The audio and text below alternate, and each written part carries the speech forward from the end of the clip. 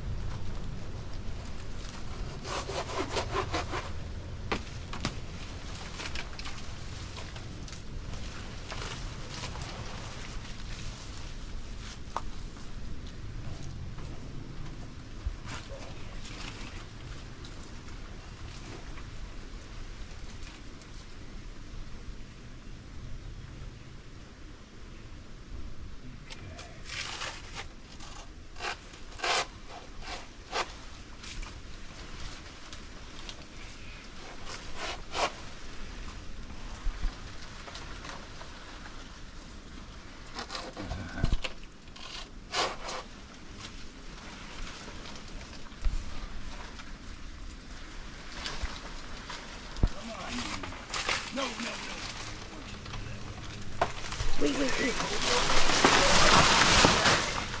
That wasn't too bad.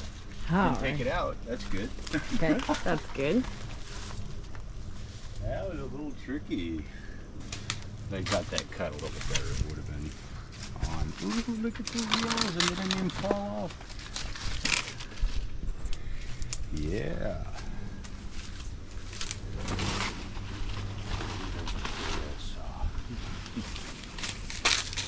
Hi, baby.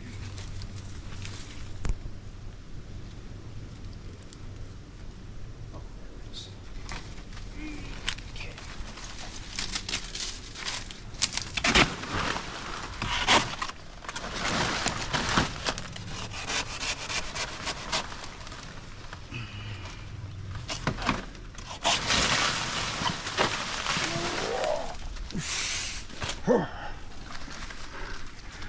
Not bad. Oh look, the top ones didn't actually fill out. Don't see that too often with the Maolis. But the ones that did got pretty stout. Yeah. It all curving up into the rack. Curving up down here. So Maoli. Yeah, look at this from above. And it's just skewed to the side. See how bent they are? And this is pretty uncommon that you would get a few aborted ones on the top of Maoli. It's the first time I've seen this. Wow. And then little ones on the bottom. Cool.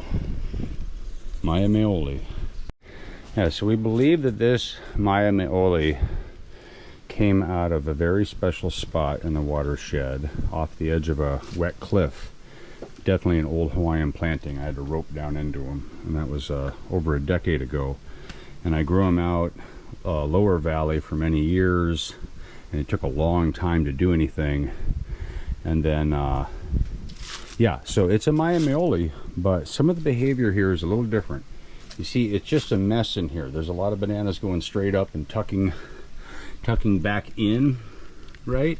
And this is something we noticed on the parents to this banana, was that the keikis were really squirrely and ended up just going all over the place.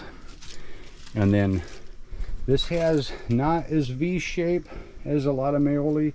A lot of the time the big hands on top taper down to, and it does, fairly small ones at the bottom, but it isn't really small to the last hand. You know, these bananas in here are somewhat normal shaped, not a large shape.